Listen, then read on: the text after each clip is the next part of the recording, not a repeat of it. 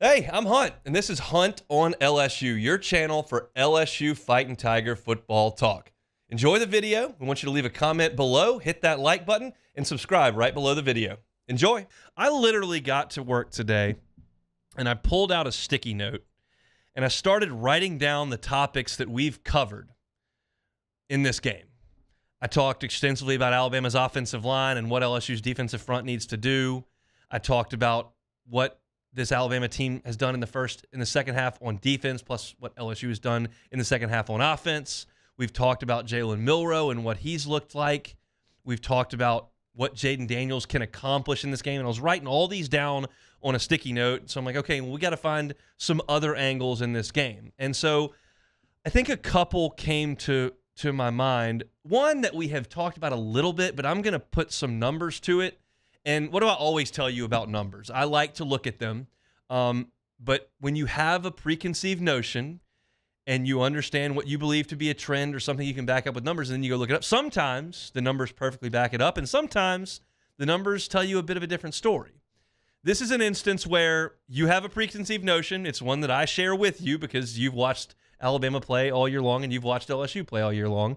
And the numbers are going to back this up perfectly. It's big plays. What do you hear when you hear Jalen Milroe? You hear, well, he's a great runner, maybe a little indecisive in the pocket, but he throws a great deep ball. How many times have you heard that? I've said it a bunch. Throws a great deep ball. Well, the numbers bear that out beautifully. Alabama, in terms of ranks in the SEC, in 10-plus yard pass plays, 10 yards or more, they're 13th out of 14 teams. 13th. Second to last in 10-plus yard passes. In 20-plus yard passes, Bama's 8th. They go from the bottom to basically middle of the pack when you move it up. 30-plus yard passes, Bama's 7th, squarely in the middle of the SEC. 40-plus yard passes, Bama's 3rd. Obviously, you know that LSU's first in that category. They've thrown the ball exceptionally well and made huge plays, but that bears it out. When you look at normal passing offenses within the parameter of intermediate routes, Bama's second to last in the league. But as you move back 10 yards, they go from 13th to 8th to 7th to 3rd. That's the framework of the offense. LSU's defense, giving up 10-plus yard passes, they're 11th. Giving up 20-plus yard passes, they're 11th. Giving up 30-plus yard passes, they're 13th. And giving up 40-plus yard passes, they're 11th. So they're in the double digits in a 14-team league in all of those categories, which none of that will come to a surprise to you. But I think it's interesting to actually put the data to the notion. And so you look at LSU's defensive backs, and you understand the situation that they're in. I expect to see a ton of Ashton Stamps tomorrow. I expect to see a ton of Sage Ryan tomorrow. And I do think there's a real possibility that Javian Toviano plays a ton of football in this game. He has been largely a special teams player for this team. But he was a highly thought of recruit. And of the freshmen in this class, in the defensive backfield, Javian Toviano and Ashton Stamps are the two that got here and looked the part physically. Javian Toviano and Ashton Stamps both don't look like skinny little freshmen.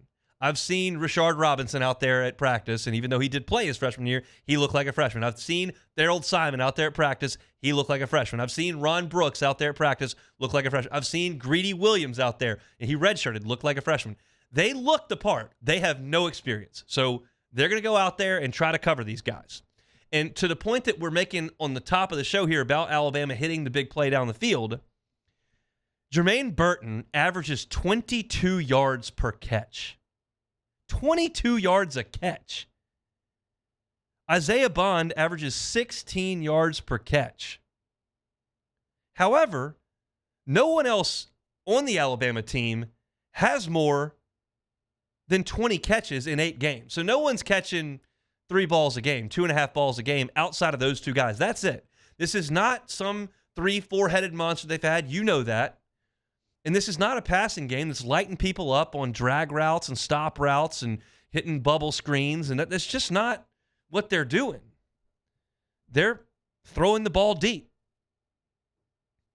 Now, the one notion that you may have is that Jalen Milroe is running all over the place. That one is not necessarily the case. He's running for 52 yards a game without the sacks. Now, he's been sacked a billion times, which you know by now.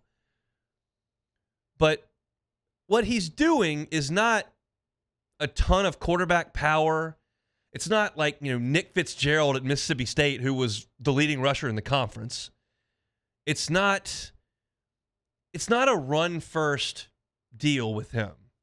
He runs some design stuff that they set up through the read option, and he runs a little bit to pick up some first downs.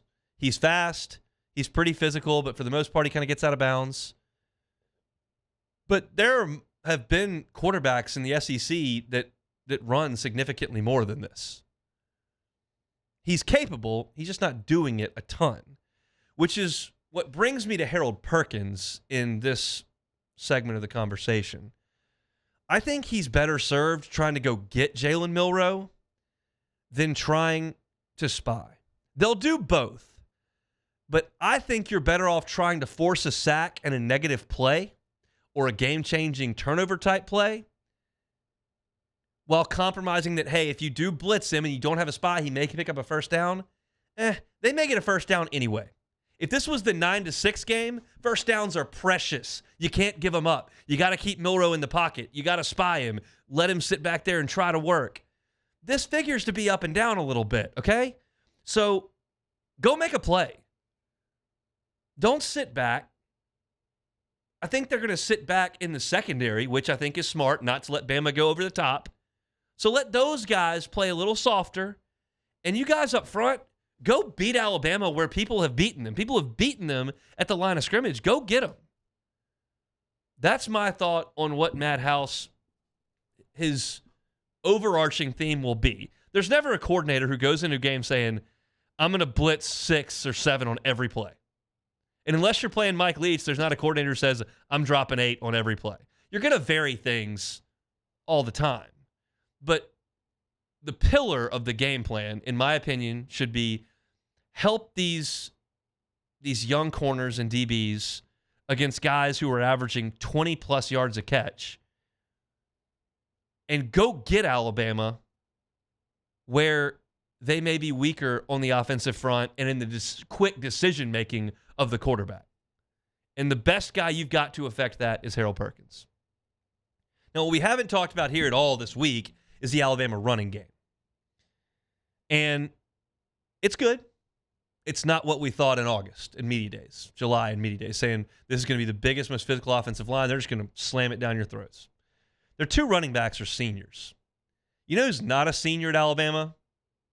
Mark Ingram, Trent Richardson, Derrick Henry, Josh Jacobs, TJ Yeldon. Those are pros when they've been out of high school for 3 years. Chase McClellan's a fine player. He's a senior. And they gave him the ball 27 times against Tennessee. That was his biggest workload of the season. He hadn't had 3 or more catches in any game this year. He's a downhill guy. He's fine.